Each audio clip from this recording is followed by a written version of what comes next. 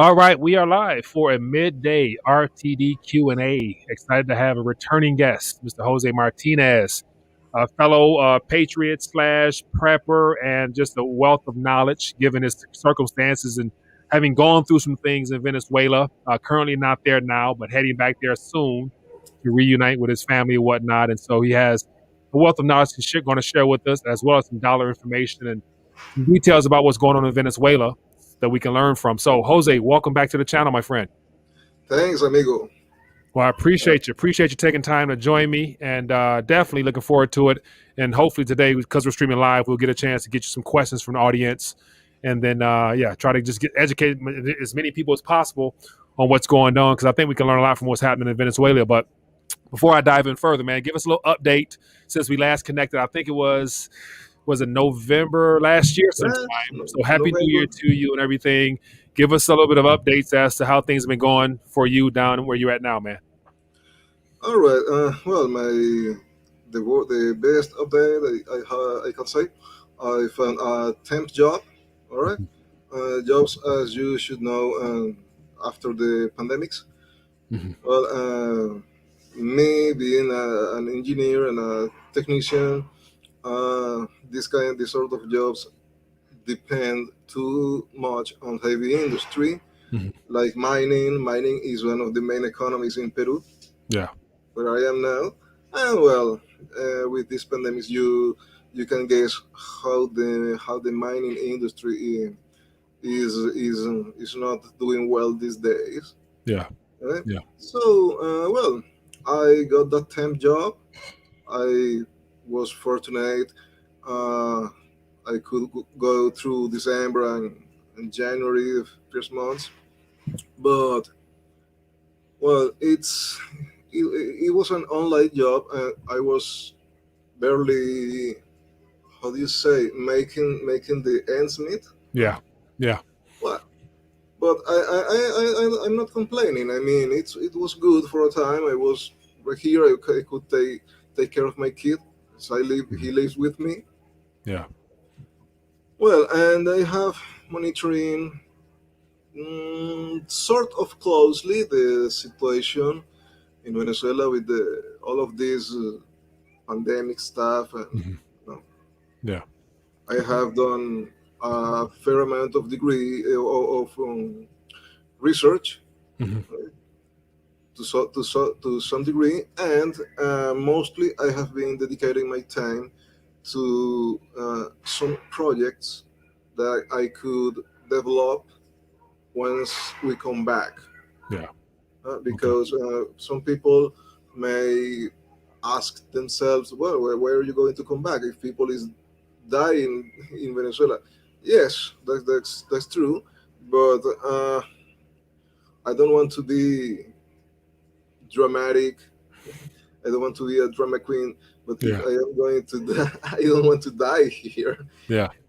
I mean, if I have some family stuff to solve there, Mhm. and opportunities here are just not the same as before the pandemics, Yeah. right? Yeah. So that's something that is more that has pushed me to believe that we should resolve our some of our issues there, Yeah.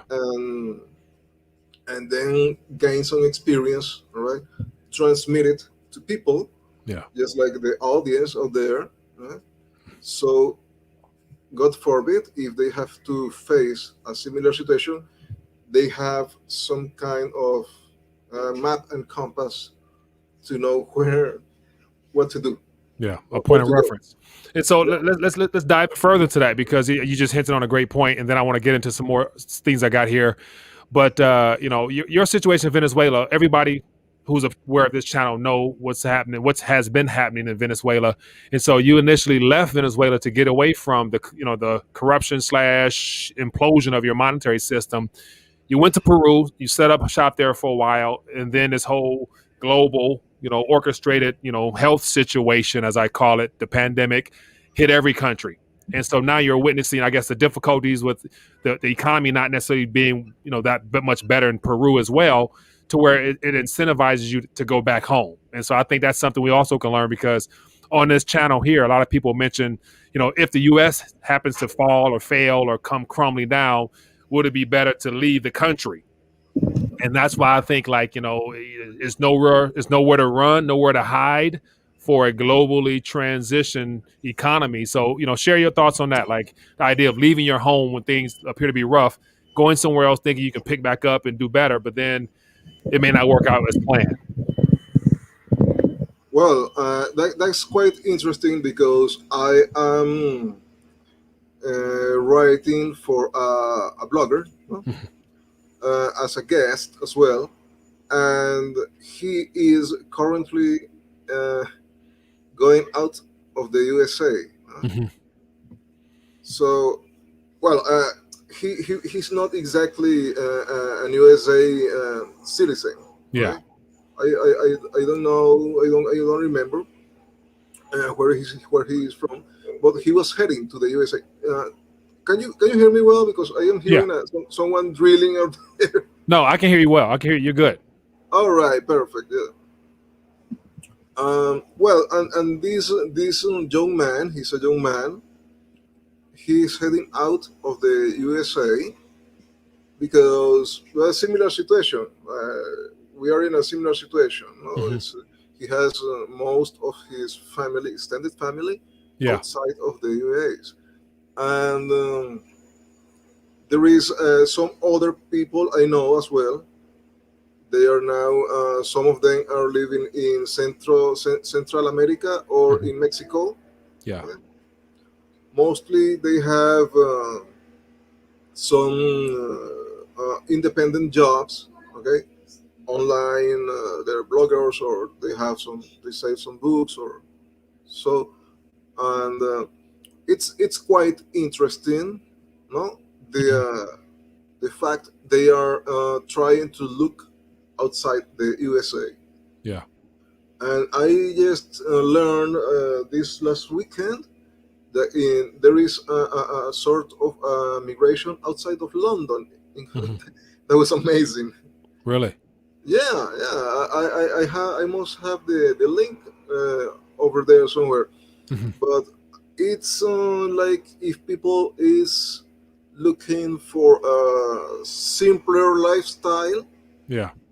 something that you can afford, and it's reasonable. Hmm. It's reasonable because I mean, all over the world, the good paying jobs are just seem to be vanishing. Hmm. That's my impression because uh, an engineer with 15 years experience should be able to get a good paid job anywhere, Yeah. especially if you speak English, if you have some international certifyings. Hmm. Right? Yeah. If you're a specialist like I am in NDT, non-destructive testing, Yeah. and well, it's hard because these pandemics change it, reshape it Yeah. a lot of industries, and that's amazing. Yeah. And I think a lot of that has to do with, the intended rebranding, or the World Economic Forum calls it the fourth industrialization, to where it's the restructuring of our way of life in general, from finances, politics, you name it. Every area of your life, they're designing to restructure. So it started with the lockdowns, which opened the floodgates of businesses closing, and the reshifting of labor, as you just mentioned. And so I don't want to miss out on some of these opportunities here to get some questions. So I got a gang of questions here to ask you, but then I want to make sure I get to some here. So let me just change the screen view here.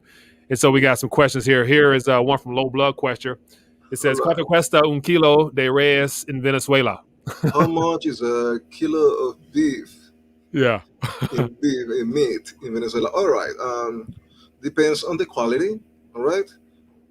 You have second class meat, second class beef, like one, depending on the area. All right. Hmm.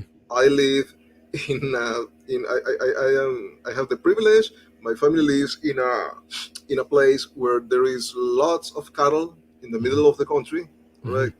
So the prices are from $2 roughly all the way up to 4.5 $5. I mean the beef with more quality. All Hmm. right, Yeah. those are the prices, Yeah. give or take. Give or take, give or take. Now, so given we hear a lot about how, of course, certain regions. I'm assuming maybe Caracas in particular, because that's, I guess, the Uh-huh.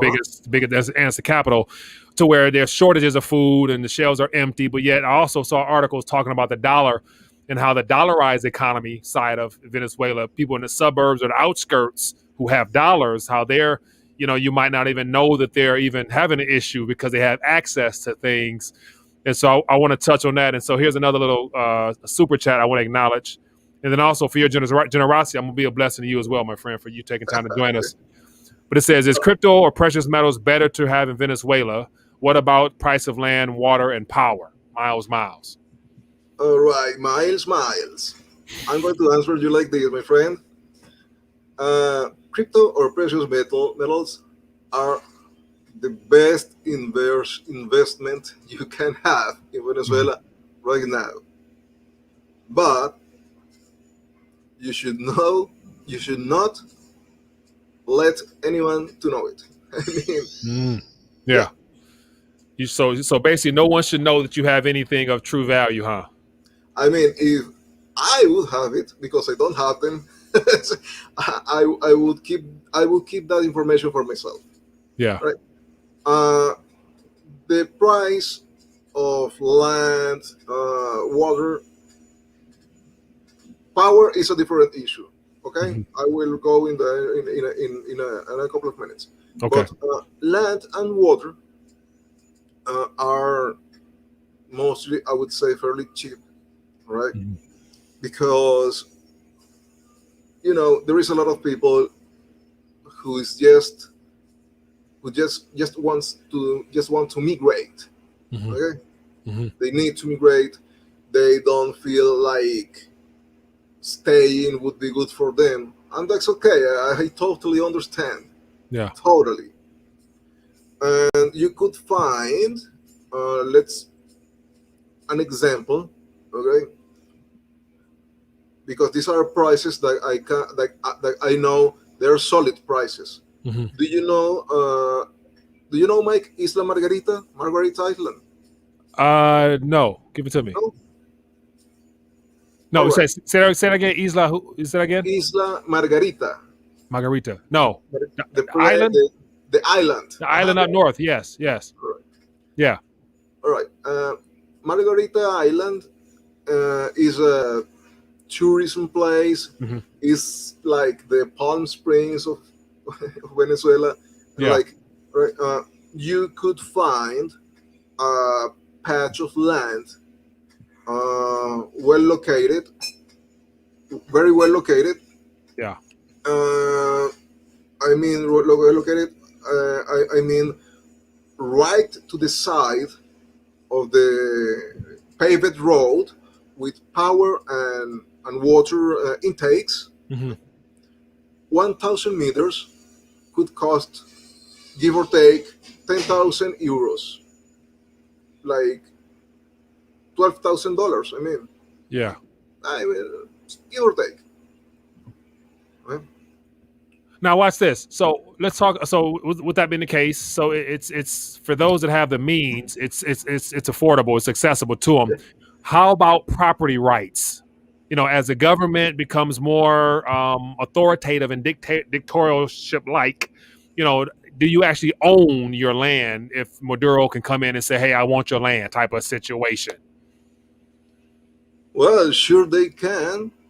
I mean, we have theoretically property rights. This is a topic it's sad for me to talk about, Hmm. because um, the changes in the constitution and the changes in, I mean, our constitution, Hmm. even the 1999, with the one that Chavez brought to us, Hmm. right? Uh, there are some laws that seem to have moving in the background, Yeah. right? Yeah. The approval of these laws, and yeah, I mean they can these laws with on the under an arrangement of circumstances they can seize or confiscate the Hmm. land. Hmm. They have done it. They have done it before, and I don't know if sorry, I don't know if they will keep doing this. No, Hmm. uh, there is a lot of people with bad experiences about this. Yeah. Of course, they will they will go after large parts of land, Hmm. right? People who can be seen potentially as an enemy for them, or I don't know. Uh, Yeah.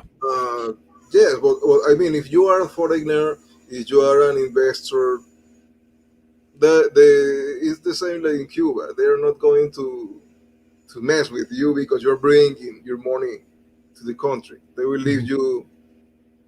They will let you be. Yeah. Yeah. Yeah, so I think about two years ago I went to Cuba, and I was in a part of town right outside of Old Havana, and it was a very rough environment, a very rough neighborhood.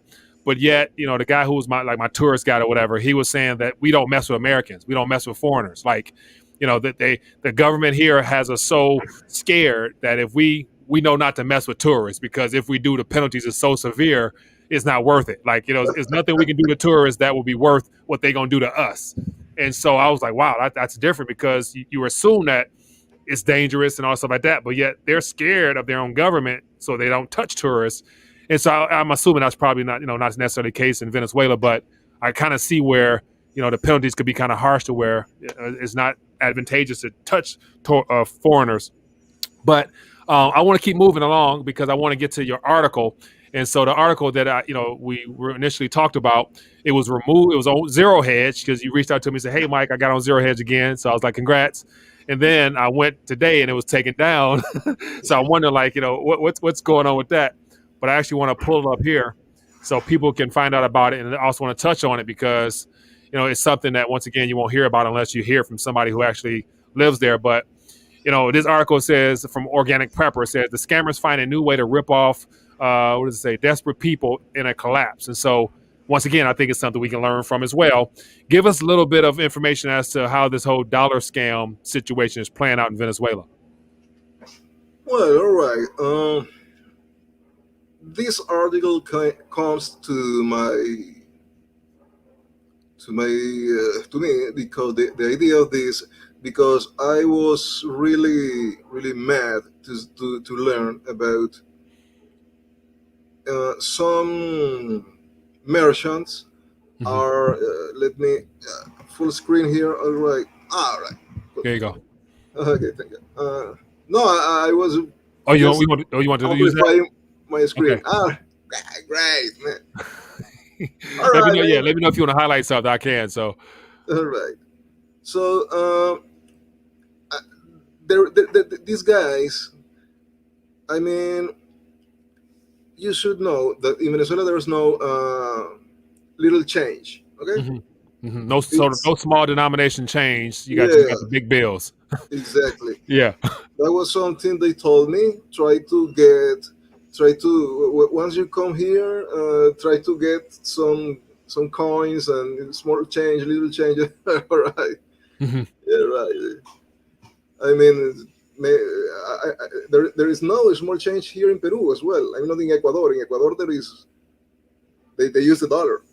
Yeah. Uh, So what happened? So there's no change, as in, like, the value of the change is completely not worth the metal, and the metal is worth more than it's worth circulating to the people, or why is there no change, or all because right, of the inflation so high? Which one? exactly the last one. I mean, there is no change, small change, because The smaller banknote, I think, is about $10,000. This is an old note banknote I have here. You see, 10,000. Uh-huh. ten This is thousand out of Bolivar. circulation. Uh-huh. I have a whole pack. Like, that it was.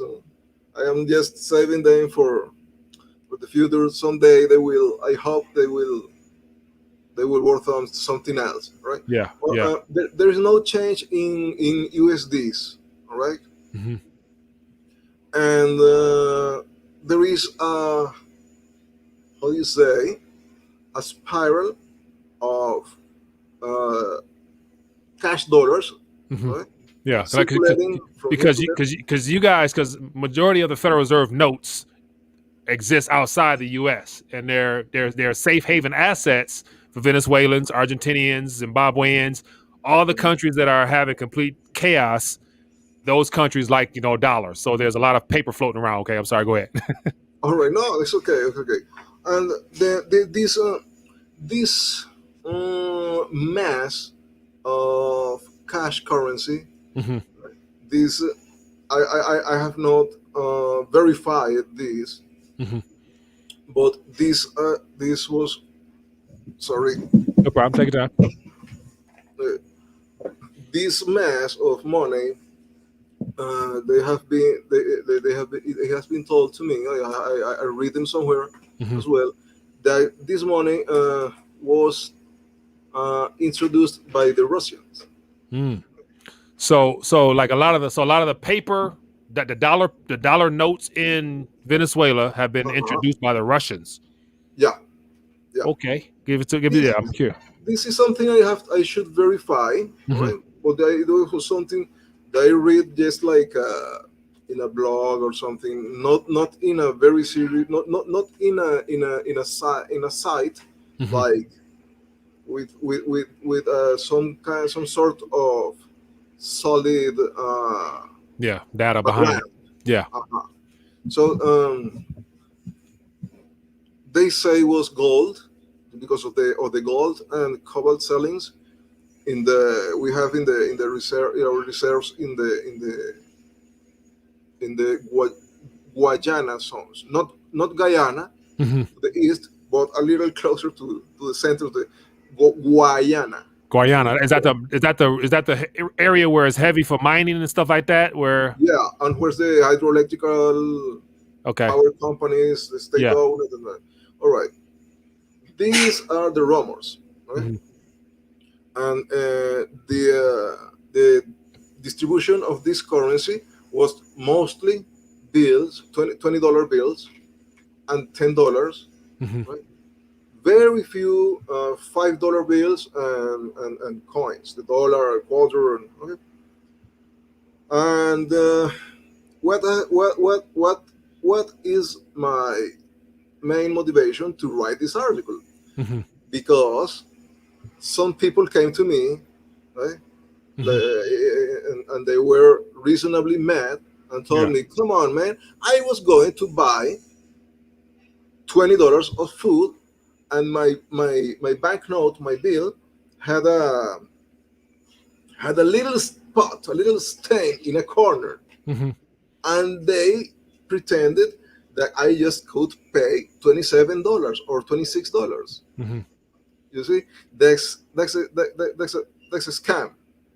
Yeah. So basically, that $20 bill, the merchants at the store say that the Yeah. bill is faulty. It has a stain on it, or it's partially torn, or it's something that they're using that as an excuse to say, "Hey, give us more in order for us to take it." So they're charging a premium on the note. Exactly, Yeah.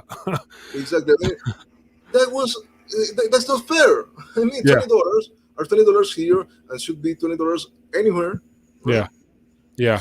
According to the laws of the country you are. So, So that's different because so when they get when they trick their own people out of the currency, then what? Like what do they do with like just they put it back out circulate, so they're making money off of that because they're getting extra dollars out of them. But it's that's a whole nother level of the economy there. I take it, huh? yes, yes, and that was the main motivation to write, especially that article. right? And then in this in the organic paper, I could read some comments, and they say in other countries happen the same. No, the notes should be perfectly without any wrinkle or no dirty. They are to be clean and pristine.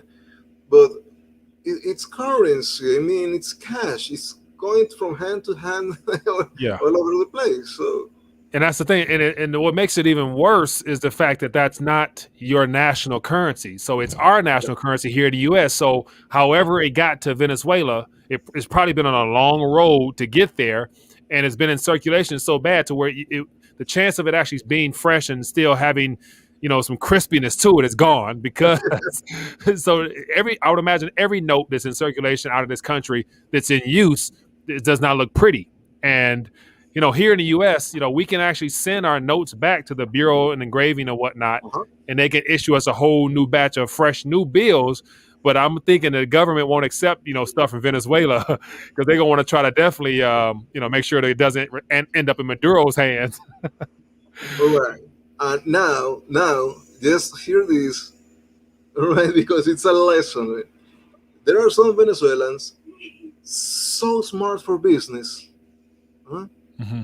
And so smart, street smart. I Mm-hmm. mean, all right. They go to say Colombia, Mm-hmm. all right, or Ecuador.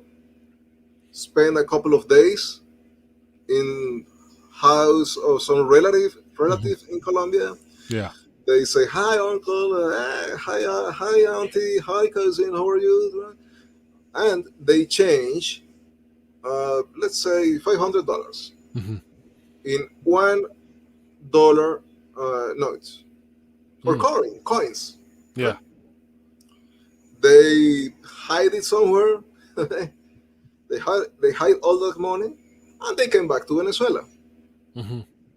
When a merchant needs change, they say, "Hey, buddy, I have $17 or $18 or $16 in small change. Mm-hmm.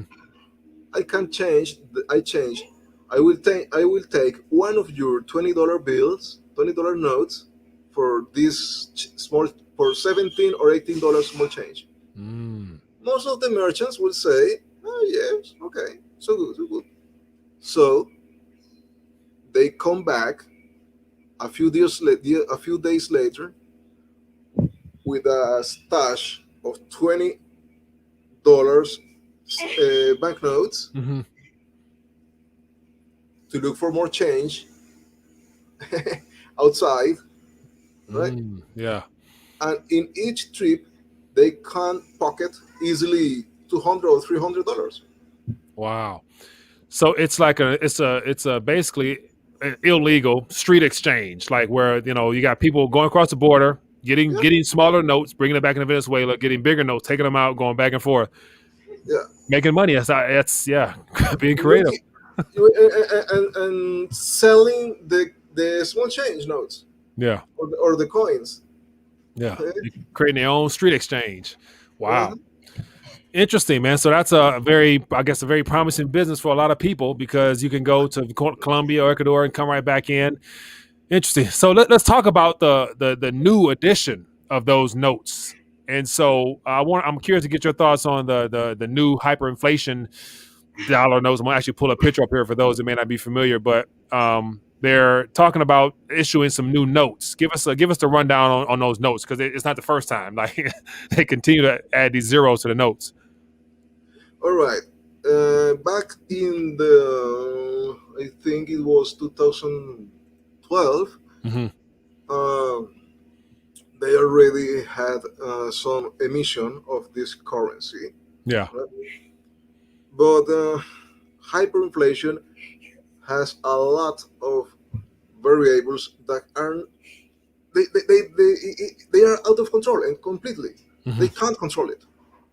Right? Yeah. And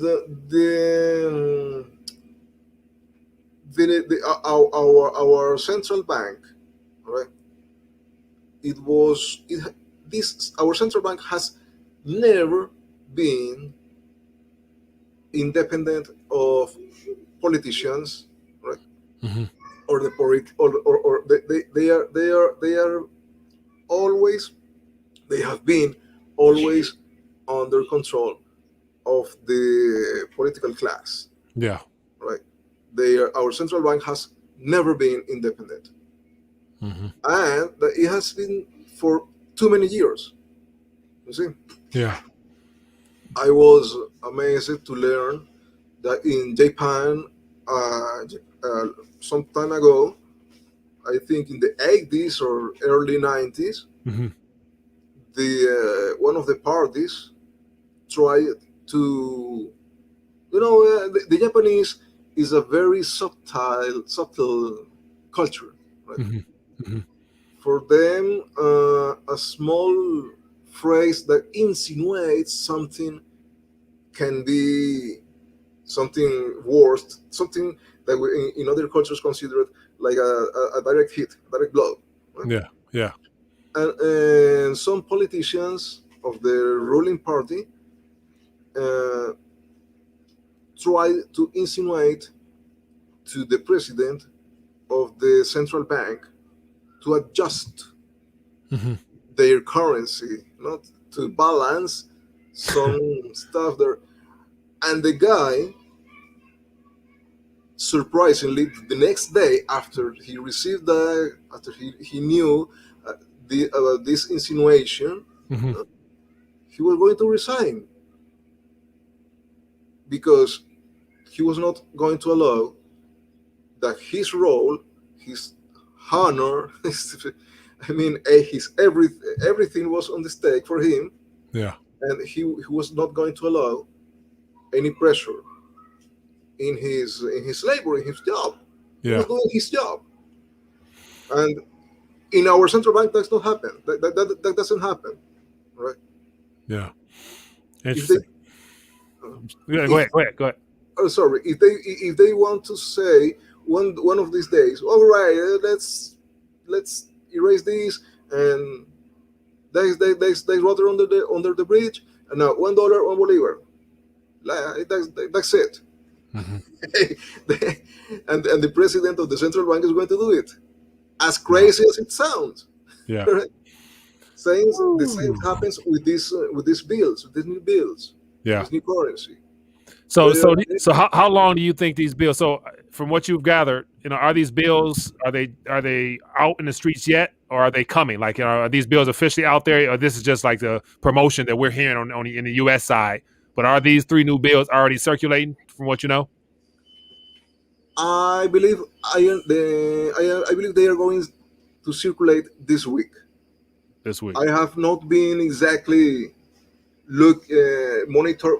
monitoring this because no one or very few people is using our national currency. So you would guess, like, out of how many people in Venezuela? How many millions, approximately? 5 millions outside, inside like 26, 25 and a half. So about 25 million of people. So inside, and majority of the people. What percentage of the people you say use the actual Bolivar currency still? Because I know a lot of stuff is debit and credit, saying, because you got to use your card and Uh, dollars. So how many people you would think actually even going to use the paper? And then what's the point in even giving the paper out if it's not going to be used? I would say like 5, 7 millions top. Mm-hmm. Yeah. I mean, I believe I am exaggerating. Yeah. Really. But Now, uh, go ahead. No, go ahead. I'm sorry. no, I have seen the dollar is somehow stable, Mm-hmm. right? Around 1,008,000 bolivars, right? One Yeah. million, 1.8 million, give or take, 1.22, 1.822, 1.859. You can see there in the. All Yeah, right. I check this from time to time to see, and so $1, one paper note of USD is going for, was that 1.859 million bolivars, million one point bolivars. eight million bolivars. And so, just for those, so at this current moment, 1.8 million bolivars would actually be one of these it'll be this note here. It'll be this whole Uh-huh. situation here. These Yes, three yes. pieces of paper is $1. So these three pieces of paper is $1, give or take. 90 cents. 90 cents. 1.5, 1.7 millions you have there. 1.7 million in three pieces of paper with the same president. So let me ask you a question. Simon Bolivar, the guy that, the who's on every note now. I remember I have a couple of Bolivars from back in the day. It used to be different, I guess politicians or patriots or whatever they were, his historical figures in Venezuela. What do you think Simon Bolivar would think with what they've done with his face and his image on all these notes? I am sure he would send someone to the wall. Oh man, to the You know firing what I mean? squad, huh? Yeah. All right. Well, this face, this image of Bolivar is supposedly uh, done. They got it after a study, right? Mm-hmm. They how do you say, when you take the body out of the grave, right? Mm-hmm. They took the body of the liberator Mm-hmm. out of the grave to scan the skull with a modern technique with laser, Mm-hmm. right? And make a 3D model, right? Yeah, so I know where you're going with this. Go ahead. I know where you're going. Just go ahead. Give it to me because I'm thinking like, okay, they're going. Okay, go ahead. I'll let you talk. That was the official position, all right? Uh-huh. That was the official position, and well, this 3D model came to light, all right? Yeah. But I would like to know why this process of getting the body of our liberator out of his grave, why they did it at 3 a.m. in the morning. Really? I will leave that for our audience thinks about it. This was the truth. They did it that like a ceremony at 3 a.m. in the morning. Why To is take, that? yeah. So to take his body, his remains out of the ashes, out of the Yes, ground, and I mean, it's been several hundred years, if I'm not mistaken, right? 200-300 years. I mean, it's been 200 years. Yeah, so 200. I would assume it's probably like he may not have. I don't know about how the body decomposes, but I definitely going to be not going to be no skull and bones. I don't think, but who knows? But here is a little image here that just comes. I mean, I don't know what this is about, but I typed in Uh, Simon Bolivar, so you see them trying to remake his face for whatever purposes here. But the first thing that came to mind when you mentioned a 3D image, I'm thinking that they're going to try to create a digital version of him for him to come back and be the face throughout the countries, them speaking through him in some type of revolutionary type of way, like exactly. Yeah. and also let me get your thoughts on this. The Chavismo movement, the revolution, is that stuff still strong?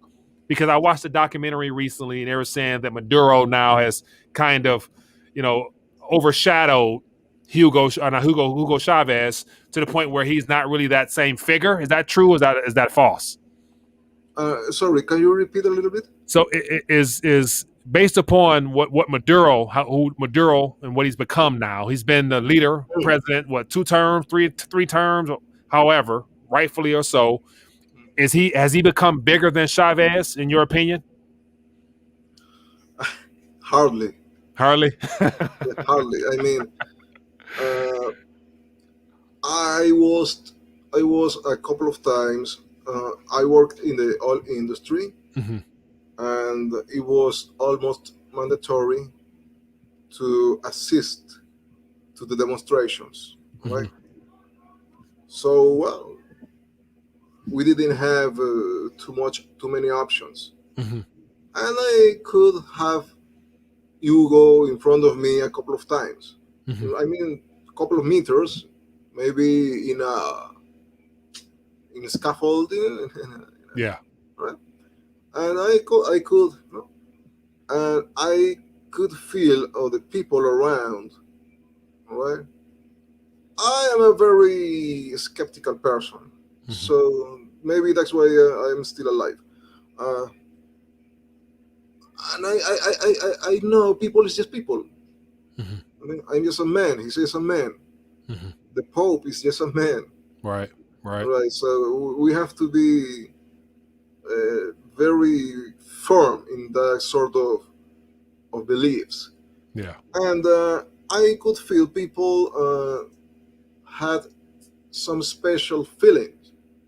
I mean, I could feel the environment. Yeah. Right? Yeah. Well, I have never been close to this other man you mentioned, Hmm. but the polls don't lie. Yeah. The polls don't lie. Yeah. He's hardly.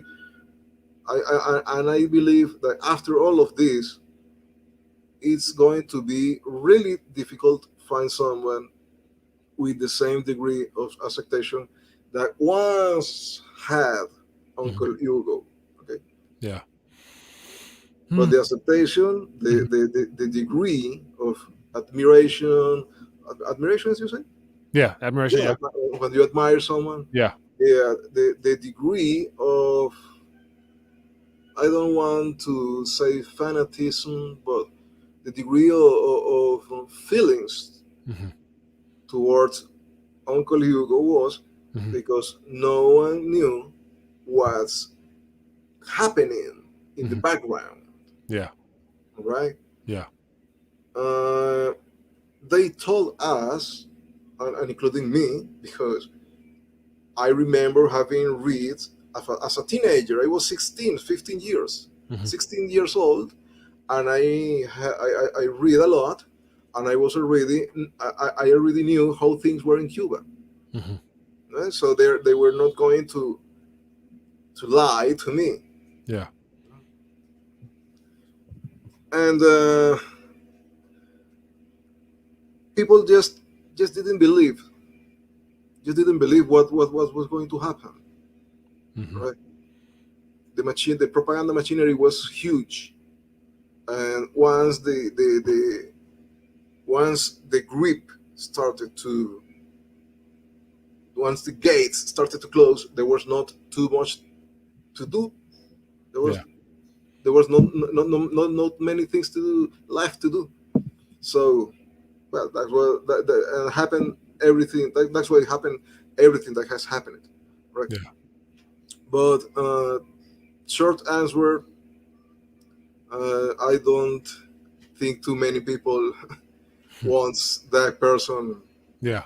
anymore. Yeah. So I take it. So I take it. The Juan Guaido guy. Is he? Because from this side of the world, to me, he's looked at as a puppet, a pawn. Like he's bought and sold and paid for by the U.S. regime itself. So it doesn't seem like there's any good leadership, that's being presented to the Venezuelan people, which is why I'm assuming things have lasted so long. So, what are your thoughts on Juan Guaido? Well, it's complicated. It's Hmm. like things with my ex. Mhm. Sorry. All right. Okay. And, it's complicated. Guaido started with a huge political capital, Mhm. right? Yeah. A lot of people backing him up, Mhm. but uh, I don't know if were some mistakes or some betrayals. I don't know what happened there, but the result is he lost everything. No one wants to even take a picture with Guaido Mhm. because he lost much of the people, much of his followers, even Mhm. in Twitter. I mean, his Twitter account, Mhm. he has lost support. He Yeah. lost he lost too much support, and what I feel is that for some reason he was not able to do what we needed him to do. All Yeah. right. Yeah. I know politicians are politicians, are they will be always working for themselves Yeah. instead of working for other people. And this is the case, especially in the case of the Venezuelan opposition, where Hmm. we don't really know if they are we don't really know the team for which they are playing. Yeah. See, Yeah. it's Understandable. it's really hard to know. Yeah. All right. Well, watch this. We're gonna about 45 minutes. I want to make definitely open up some questions from the audience. So All right, no. I got a gang of questions I can continue to ask, but I don't want to hog the mic. So let's get some questions, man. If you guys have questions, feel free to shoot them off in the chat, and I'll try to answer them. And so I saw a question a while ago up top, and it was about the price of silver.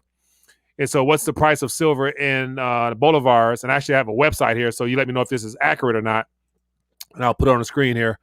But this is from goldbroker.com. And so silver, is of course is extremely expensive. And so according to their figures here, it's 48 million bolivars. So 48 million pieces of paper, 48 million of those new notes would get you 1 ounce of silver, I assume it says per ounce. So, does that sound about right to you or what? Yes, I was following these prices for gold and silver Hmm. because uh, it's not a common. It's not common to find someone in Venezuela with precious metals, Okay. right? Yeah. Yeah. Because it's hard to detect fake metals. You see, Yeah. it's hard to escape from a scam, and people prefers a bill of $1 that you can use your detector pencil, Yeah. right? Yeah. Understandable. Yeah. Understandable. And so we got a question here. It says, Dr. Moto says, is crypto big there? All right, Dr. Mota, I can tell you, yes, it is. Yes, it's becoming crypto. I believe Venezuela is on the it's in the five first countries that we in the cryptocurrency exchange. Hmm. All right. Yeah. All right, because it has been impossible to get dollars for the past 10 years. Yeah. All right. That's Here- that was one of the reasons I have to leave, because we had no access to hard currency. mhm. Which All right. are there? So he said, are there? Which ones? Are there any ones in particular? Which ones? Are there any ones that you're familiar with that probably stand out more than others? All right. Bitcoin, Ethereum. Right. Hmm. Those are the currencies that most of the people trust. The most known, the most popular. Yeah. Bitcoin, Ethereum, and which other one? I think Dash. A bit Dash, maybe. Yes, yes, Yeah. but mostly that. All right. So Worldwide Emergence says, did the price of gold and silver start to drop before the collapse in bolivars? I'm assuming. So before everything went haywire there, before inflation really took off, was there a collapse into where the price of assets, as far as deflation, did you guys go through a period of deflation where things got cheaper before they started really ramping up the printing press? Then it took off. Did that occur in Venezuela at all? Well, my older son worked with silver and gold for a while, a couple of months, maybe 4 months, Hmm. and I didn't hear that happening. Hmm. The prices of gold and silver were stable. All right. Yeah. Yeah. I mean, even if people maybe they excuse me, they uh, how can I explain this? People has been surviving for so long Hmm. that too very few people has the acquisitive power enough to have savings. Yeah. You buy gold and silver mostly if you need some savings, Yeah. right? Right.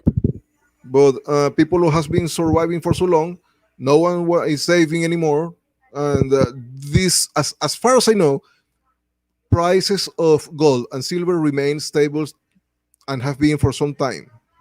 Yeah. Like I calculate the last 10 years or so, Yeah. there was no any ramping up of in bolivares of the price of gold and silver. Yeah, and so I think since I've been following Venezuela, you guys have been, it's been a hyper, it's been inflation to hyperinflation, and then a revaluation of the currency. They chop a couple zeros off, then they issue a new currency. Inflation picks up again, and it gives a hyperinflation. They chop a couple zeros. So this, I think, since I've been paying attention, I think we're on a third cycle of severe hyperinflation where they're adding more zeros to the currency now. And then to take it even further, let me go and put this on the screen here. And so, but I guess because of all the inflation and their inability to continue can put out paper, Venezuela, Maduro says he's planning on a digital currency surprise. So a central bank digital currency, because they're going to try to get rid of the paper because nobody's using it anyway, and convert it to a central bank digital currency. What are your thoughts on this? How will they roll this out? If you don't mind sharing your thoughts. Well, I am sure it's not going to work. Why? Because there is no, how do you explain this? There is no people with the knowledge to make something work. So, so these guys are I am sure of this because the former minister of economy, I mean, well, there was one of these persons. No one wants to get to see themselves linked with ties to what is happening there. You Yeah. see, Yeah. no one. And if you ask someone with the background, with experience, and you ask him, do you want to be our minister of economy? I don't want no parts of that. No. I Are don't want to you be associated with that. are you going to be the the fireman chief in a fire station in flames? It's essentially the same case. You see, Oh my that, goodness. when I see these sort of things, you have to remember something. There is a lot of things happening, and they need to try to cover with a smoke screen. You see, Yeah. okay? And in some places, the local economies, in some places, and that's interesting. That's one of the first articles I'm going to write once I come back. Mm-hmm. How small local economies have been coping. Right, Yeah. I'm going to interview some of my best friends, childhood friends who are there, Yeah. right, to see, so they can explain me how they have been able to survive. Yeah. Because some people could say, yeah, you got it easy. You could leave 2017, Mm-hmm. and then you went outside, got a job, and you didn't have to be 3 days in a row for to fill your gasoline tank.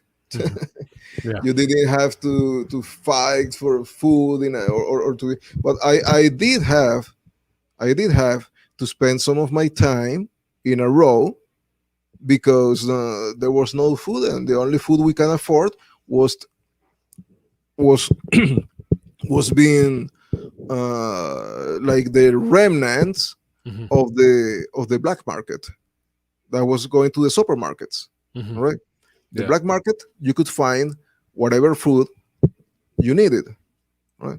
Yeah. So But so in the here, super, so uh-huh. here's a question relating to that. All right. Correct. It says, did people stock up on goods before the currency crashed? So to your knowledge, before things actually really got extremely bad, were people aware of what was going on and actually buying a little bit more and buying extra, or did it all of a sudden when the next day, like I hear about with hyperinflation, every day, every 24-hour period, the prices they change. So give us a little bit of that. People prepare in advance, in the cities primarily. Yes, yes. Well, the term goods is very wide, Mm-hmm. right? Ranging from a tuna can up to a car, I say. All right, and yes, I met some people that was focused on buying cars because they have a huge backyard Mm-hmm. and they store their cars there. Yeah. Or I met another guy who bought motorcycles, and most of the people bought things like televisions and this kind of goods Mm-hmm. that they were available. They were relatively cheap, right? Mm-hmm. Yeah. I preferred to use my money in some tools, Mm-hmm. woodworking, and a generator, stuff like that. Okay, Yeah. tools, because tools are assets. No, they are not just goods; they're assets, Yeah. right? And well, being someone a sympathizer Mm-hmm. of the prepping mind. We have a small pantry with some food stashed away here and there. Mm-hmm. But it was because our approach was that there was going to be a turmoil, right? Mm-hmm. And we were going to be stuck at home for maybe a couple of months. So we have food and water and stuff for 3 months, Mm-hmm. just like your average Mormon. Yeah. And but I just had one wife, thanks God. All right, Yeah. and sorry, and yeah, a lot of people was busy, really busy, stocking up on goods, Yeah. right? Not so many in bienes raíces. So you say houses and apartments and commercial locals, Real estate. Real estate. real estate, real Yeah. estate. Thank you. All right, Yeah. and because of the same laws you mentioned it previously. Yeah. The threat of confiscation kept people from really wanting to invest in actual tangible land and real estate, stuff like that. Yes. So what is the best advice I could give right now? Yeah. Please give it to us. All right. Document thoroughly about cryptocurrencies and being in the economy you are mainly in the US. Mhm. As I know, most of the people are in the US. Mhm. Precious metals that can be used as small change. All right. Mhm. That Yeah. was that was my best advice. Yeah. Cryptocurrency, precious metals, and I wrote in my Patreon website Mhm. uh, an advice just for patrons, no? Because I Yeah. consider it's important, Yeah. related to the independence of mobility. Mhm. All right. Yeah. Good stuff, man. All right, so we're approaching our hour point, and I definitely want to respect the rest of your time as well as the viewers. And so, one thing I want to do is definitely for those that are tuning in, if you guys have enjoyed just getting some insight from someone who's gone through some things and have overcome, and he's going back to Venezuela next couple of weeks or so. And I told him that I would have him on the show, and I wanted to be a blessing to him. So, what I want to make sure I do, Jose, is to make sure I point people back to where they can stay up to date with your information. So I'll put these links here beneath the video here, and I'll put it in the chat as well. So if you guys want to follow his journey, I would encourage you to do so. I'm a subscriber, and I want to be a blessing to him. And then also his PayPal. And so I want you guys, if you don't mind, if you have been blessed by him sharing his story, I would encourage you guys to, use this link here to be a blessing to him via PayPal, because a little bit of something goes a long way. So I'll put those links beneath this video here. So if you guys want to be a blessing, anything it will be good to help him out as he get ready to move back to Venezuela, and definitely want to connect again when he gets back there and keep us informed. So Jose, I appreciate you, my friend, for joining us again and sharing your life story and everything else and being an encouragement because you're very optimistic and hopeful when you're going back. You want to make change in your country. So I want to wish you the best, my friend. But any last thoughts you want to leave us with? Well, really, yes, we have to be optimistic, all right? We have faced hard times, Mm-hmm. but I am sure the times to come will be much better. All right. Yeah. And thanks, Mike. Thanks to our audience. Mm-hmm. You're wonderful people, and I know you concern.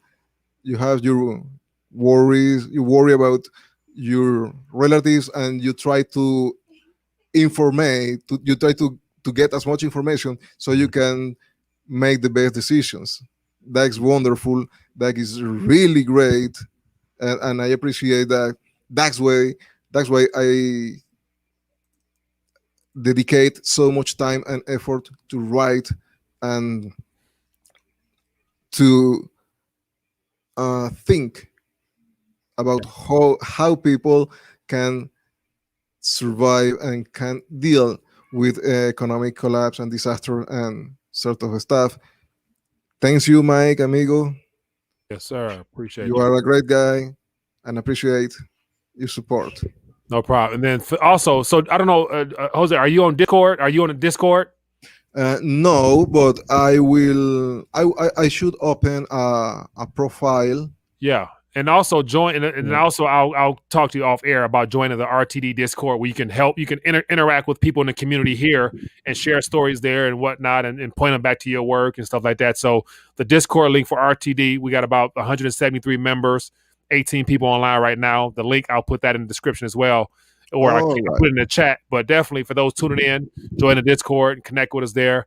And then I'm gonna try to get some more prepping advice. We have a prepping tab in the Discord, so I'm going to try to get more people to share thoughts and their little tidbits as to what they do in that part of the All right. chat. So I have sorry, Mike. I have forgotten. I'm going to open a site for a little bit of side income, and so you can have some people can have like a souvenir, right? okay, I my site in Patreon. mm-hmm. It's fact-based prepping, no? Yeah, Because I have been prepping all my life, mm-hmm. fact-based prepping, because it's not just like the you could call an armchair prepper, no, Yeah, armchair prepper. I yeah, mean, because it's all of the facts I have seen in my life, mm-hmm. and then I prepped based on what I have lived. Right? Yeah, In this spring, I will send you the link of my. It has store. mm-hmm. All right? You can buy a mug with the logo, Yeah, the drawing of the logo. yeah, Yeah, all right, you can buy a mug, and you can buy a hat with the logo, and it's kind of nice. And I try to give the best prices so people can yeah. have a little bit of that and Little, souvenirs. little souvenir, fact-based press. Yeah. So I'll put that in the link too. So Jose, man, I appreciate you. Looking forward to doing it again, and definitely connect in the next couple of months when you head back home and seeing how things are there, and hopefully continue to learn and just be a sense of hope and optimism on this side as well, man. So thank you for tuning in, everybody. Appreciate you. If you enjoyed this, give it a thumbs up, and I'll see you guys later for another live stream. Peace. Thanks you, amigo. Bye bye.